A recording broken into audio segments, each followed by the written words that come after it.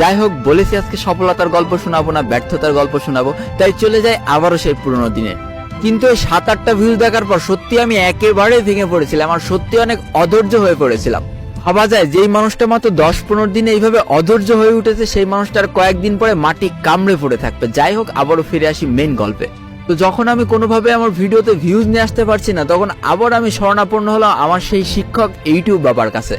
ইউটিউবে যে সার্চ করলাম ভিডিওতে কিভাবে ভিউজ নিয়ে আসা যায়, হাজার একটা ভিডিও চলে আসলো, একের পর এক ভিডিওগুলো দেখলাম, আর কোনো একটা ভিডিওতে বলা হয়েছিল প্রমোটের কথা। আর সেই থেকে মাথার মধ্যে ভূত চাপলো কিভাবে প্রমোট নিতে পারি, কার কাছ থেকে প্রমোট নিতে পারি।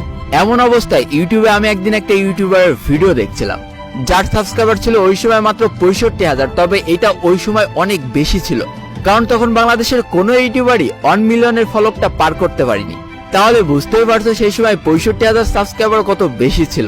আর ওই দিন ওই ইউটিউবারটা তার ভিডিও শেষে একটা চ্যানেল সম্পর্কে বলে দিয়েছিল, আর বলেছিল সবাই যে সাবস্ক্রাইব করো। তো আমিও যখন সেই লিঙ্কে ক্লিক করে নতুন চ্যানেলটায় যাই, আমি তো পুরোপুরি হতবাক, কারণ সাবস্ক্রাইবার বাড়ছিল তত্তর করে।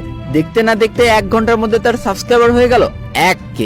আমি তো পুরোই অবাক, মনে করলাম এই ব্যাটার হাতে পায়ে ধরে হলেও আমার প্রমোটটা নিতেই হবে, তাহলে হয়তো আমি রাতারাতি ইউটিউবার হয়ে যাব।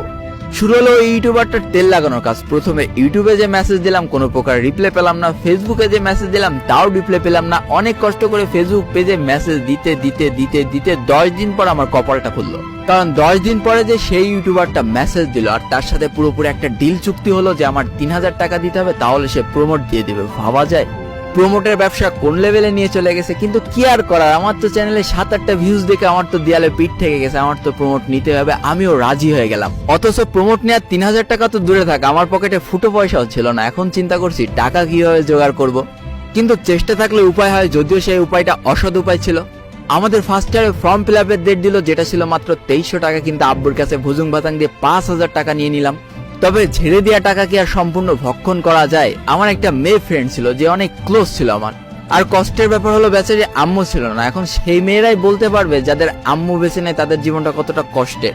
তো আমার সেই বান্ধবী ফর্ম ফিল আপের জন্য বাসা থেকে তো টাকা দেবে না, বরং আরো তারে ধরে বিয়ে দিয়ে দেবে তার বাপ। বেচারি অনেক কষ্ট করে 1300 টাকা জোগাড় করেছে, শর্ট আছে 1000 টাকা। কি করব, আমি তো আবার ডিল দরদি মানুষ, দিয়ে দিলাম ওইখান থেকে 1000 টাকা তারে। ব্যাস, ব্যবসা ক্লিয়ার। প্রমোটের জন্য 3000 টাকা রেখেছিলাম, সে জায়গাতে হয়ে গেল 2000 টাকা।